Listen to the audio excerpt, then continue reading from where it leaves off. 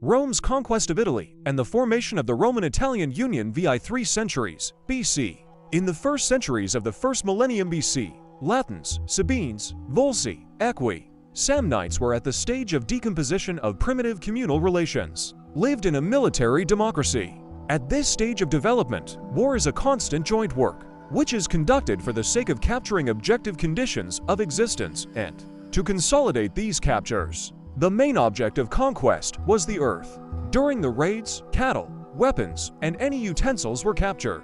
With the growth of productive forces, surplus products appear, patriarchal slavery spreads, and the population increases. This leads to the fact that the importance of war increases. Rome has been at war with the Sabines, Latins, and Etruscans from the very beginning. Attempts to seize the right bank of the Tiber did not have lasting success, but the Romans managed to throw a bridge over the river. Under Ancus Marcius, the Romans took control of the mouth of the Tiber with its salt mines, and under the last kings they captured the city of Gabia, took away part of the territory from the Volscians, and established themselves in southern Latium, founding the colony of Signia and the port of Circe. With the establishment of the Republic, the expansion of Roman territory continued. The Romans brought colonies to the conquered lands, which became outposts of further conquests. Ancient Rome could not do without colonization. The low level of development of the productive forces caused the restriction of the population in the policies, and thus the departure of some citizens to the colony. Its foundation was carried out by the decision of the National Assembly, which determined the place of settlement and the number of colonists. For the organization of the colony, a 3-person commission was elected, which gave it a name, supervised the delimitation of the territory, the allocation of public and private lands in it, and the performance of proper religious rites. The practical work was carried out by specialist surveyors. 1. The international situation and the wars of Rome in the 5th century BC. Rome was originally an ordinary city of Latium and was part of the union of 30 Latin cities. At the end of the imperial era, Rome took a dominant position in Latium, and its growth and expansion began to alarm the Latins. Since the end of the VI century BC, the situation has been changing. In connection with the expulsion from Rome, the Etruscan king Tarquin the Proud 510 BC, the Etruscans became more active. The king of the city of Colosseum, Porsena, providing assistance to Tarquinius and hoping for the support of the plebs dissatisfied with the patricians, besieged Rome. In Roman legends, the fight against Porsena is depicted as a chain of patriotic exploits of heroes. So, one of them, a noble young man Gaius Mucius, trying to kill Porsena, made his way into the enemy camp but mistakenly killed his secretary. He was captured and brought to the king. During the interrogation, Muzio, demonstrating his fortitude, put his hand on a fire lid for sacrifices and calmly endured unbearable pain. Smitten by this, Porsena released the hero, and Muzio, who lost his burned right hand, received the honorary nickname Scaevola Lefty in Rome. In fact, Rome could not cope with Porsena alone. Latins and the eternal enemies of the Etruscans, the Campanian Greeks, came to his aid. Their combined efforts led to the victory at Aricia 508 BC. However, after reflecting the general danger, the relations of the Romans with the Latins deteriorated and resulted in the so-called First Latin War. It lasted for several years and ended in peace by 493 BC.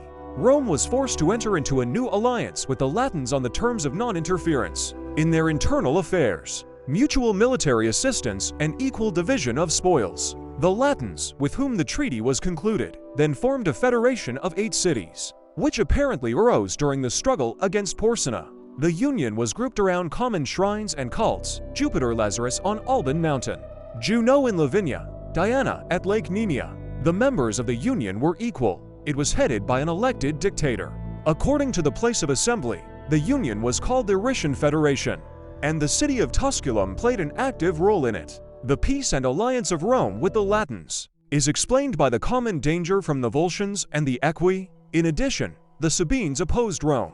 The Romans' struggle with their enemies is replete with dramatic and heroic episodes. According to legend, Titus Quinctius Cincinnatus was appointed dictator in the bitter war against the Equi and Sabines. He received the news of this right in the field, where he was engaged in farming hard work.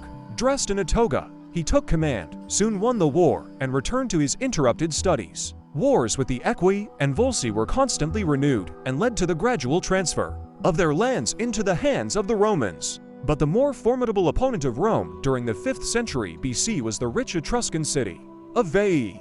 The Romans sought to take over the fertile region of Veientes and put under control both banks of the Tiber, through which salt was exported.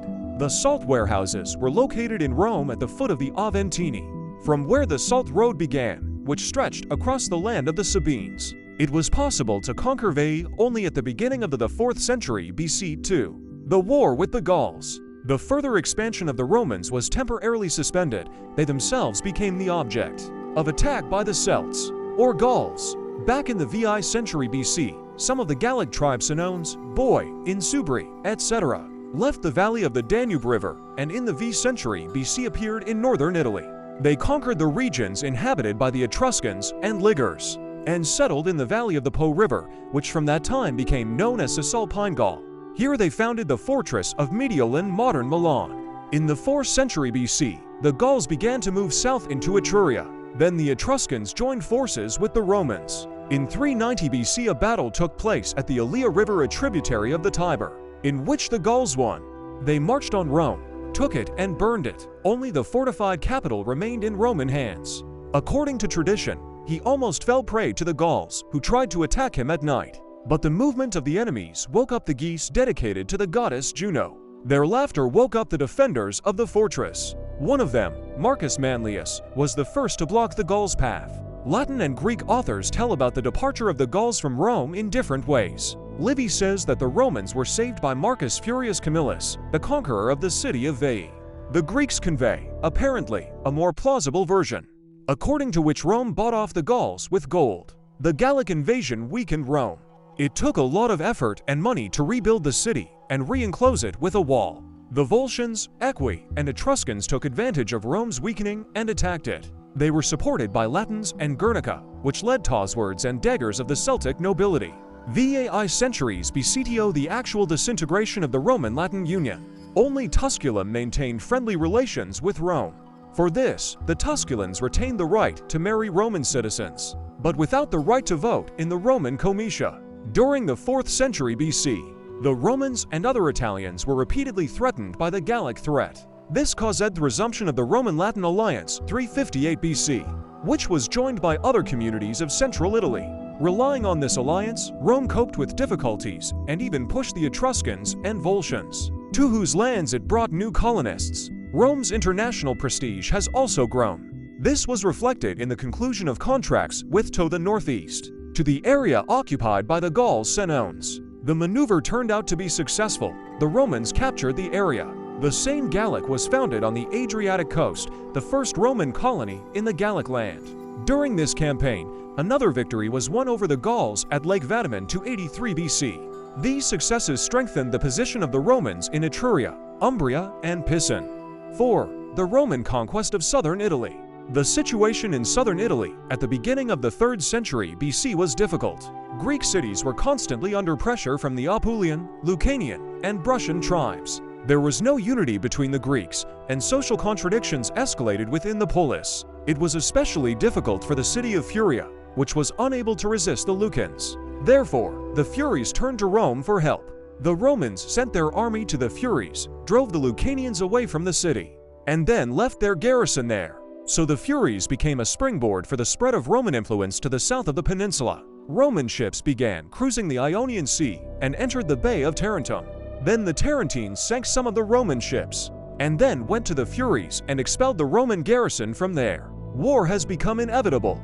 The Greek polices of Italy did not have their own armies and used the services of mercenaries. Tarentum summoned the famous commander, King Pyrrhus of Epirus, who was related to Alexander the Great. Pyrrhus looked like him and tried to imitate him.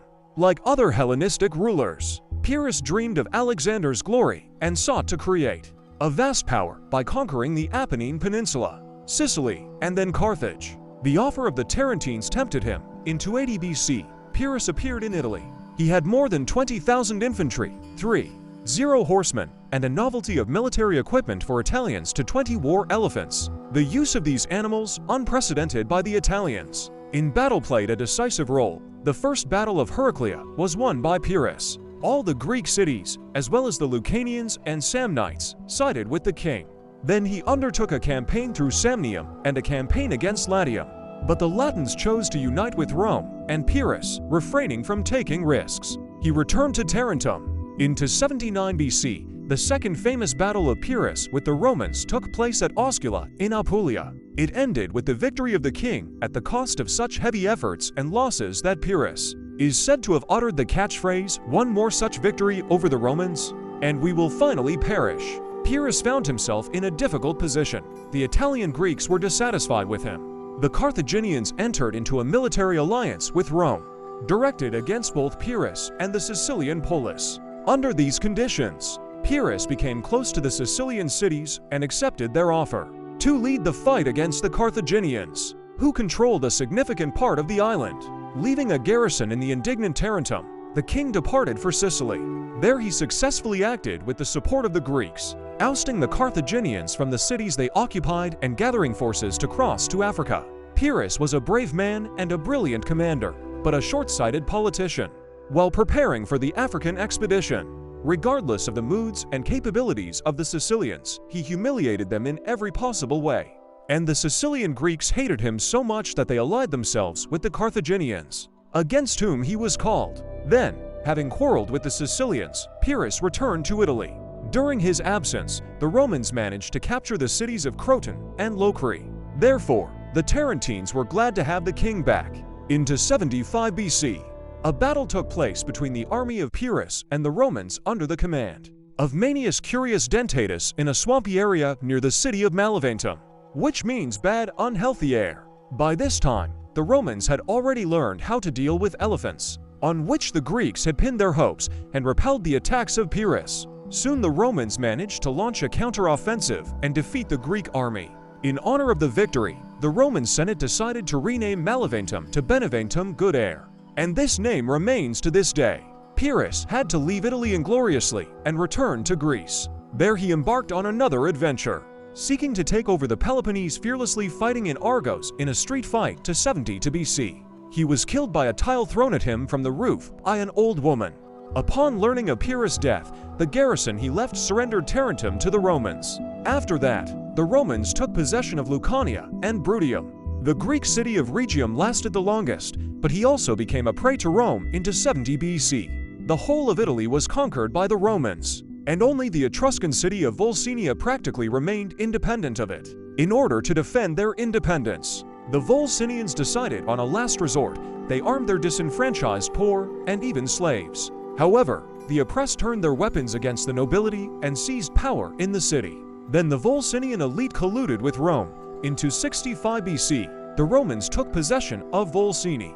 Now the entire Apennine Peninsula up to the Padane Valley was subordinated to Rome. This success of the Romans is not accidental. It can be explained by several reasons. Rome was conveniently located in the center of Italy on a navigable river near salt mines, which contributed to its rapid economic development. With the growth of trade, his cultural ties and opportunities to explore the surrounding communities expanded. Socially, Rome was also developing rapidly. Social contradictions intensified the internal struggle. The successes of the plebeians in the fight against the patricians stimulated the conquering policy of Rome, had a positive effect on combat capability. At the end of the 4th century BC, Rome achieved military and technical superiority over its neighbors. The manipulative system and the use of short spears and swords allowed the Romans to maneuver easily in any conditions. An important factor was that the opponents of Rome did not have unity. The Gauls, Samnites, and Sabellian tribes were at a lower level than Rome at the time of the clash with Rome,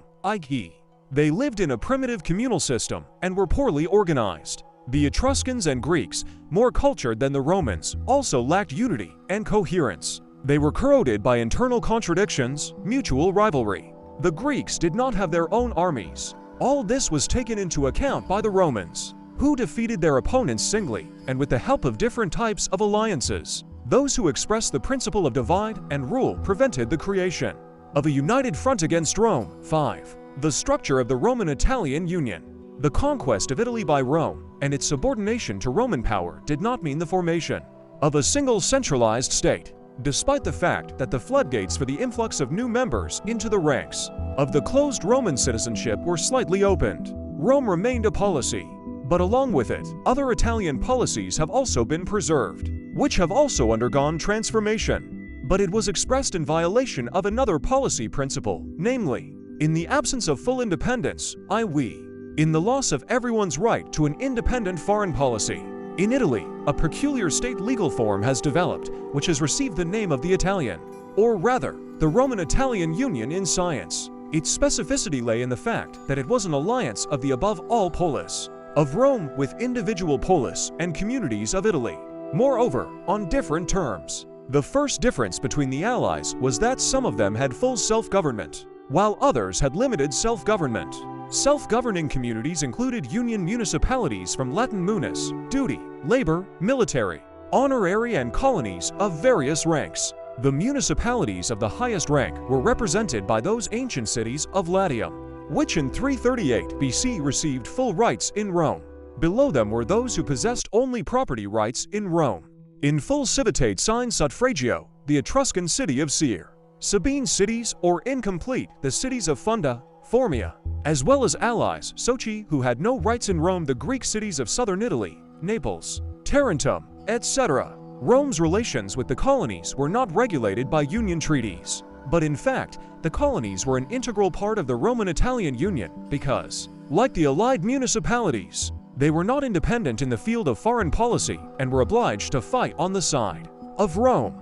The colonies were divided into Roman civil and Latin law. Both enjoyed self-government, but the colonists of the Roman civil colonies in the 4th century BC began to possess the full civil rights in Rome. T.S. constituted a privileged stratum of colonists. Two union communities with limited self-government, allied communities with limited self-government, included those who, during the Roman conquest, were forced to surrender to the mercy of the victor and conclude an unequal treaty with him. Among these surrendered deditici were the Campanian cities Capua, Cumae, which did not receive any rights in Rome, had self-government, but under the supervision of a prefect sent from Rome, whence their name o prefectures. The lower-ranking allies of the surrendered included members of the former Samnite Federation, as well as the conquered Gallic tribes. The Roman-Italian Union was a kind of state legal structure consisting of policies that had lost their autarky, some of which became fully and others partially autonomous in internal life.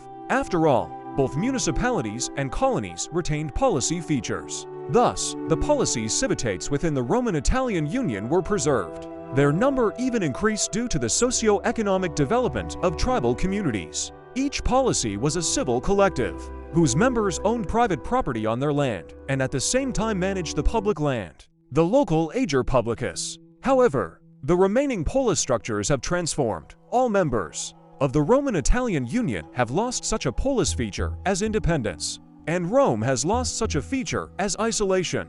And this strengthened Rome, helped to mitigate the discontent of the allies, and suppress their separatism. As a result of the conquest of Italy, Rome became politically stronger. Its military potential has grown due to the allied military contingents, but he also became stronger economically because he tore off the conquered lands, which turned into ager publicus. Partially conquered land was allocated for colonies, but most of it became the property of Rome itself. During the middle of the 3rd centuries BC, the Roman territory was constantly increasing. The number of tribal districts grew, reaching 35 by 265 BC. Rome, of course, exploited its allies, but at the same time, the creation of the Roman-Italian Union is economically and it brought the Italian population culturally closer together and contributed to the spread of the progressive slave-owning way of life. In those conditions throughout the Apennine Peninsula, during the 5 centuries of its development, the early Roman-Italian civilization has passed a difficult historical path from separate disparate centers of early class relations and primary statehood in the cities of Magna Graecia and Etruria to a single strong state entity, the Roman-Italian Union. The struggle for the forced unification of Italy and Magna Graecia was led and brought to an end by the Roman community, lagging behind in the VV centuries. Unlike the Greek and Etruscan cities in terms of their socio-economic, political, and cultural development, the small Roman community on the Tiber was able to solve its complex internal problems, achieve a well-known social consensus, stabilize the economy, and create a powerful military organization. This ensured Rome's military success in wars with numerous neighbors. But it was not only military violence that led to the unification of many cities, nationalities, and tribes of Italy. This unification reflected the deep desire of the Italian tribes for union, which grew out of the common ethnic kinship of all Italians, and from the commonality of the basic principles of the communal structure of the polis type of Italians and Greeks, and from the harsh need to unite forces against the attack of barbarian tribes. On Italy, the Celtic invasion. The natural initiator of such an association could only be the Roman community. Located in the geographical center of Italy, the intersection of the main land and sea roads, various cultural influences of the Italian tribes, Etruscans, and Greeks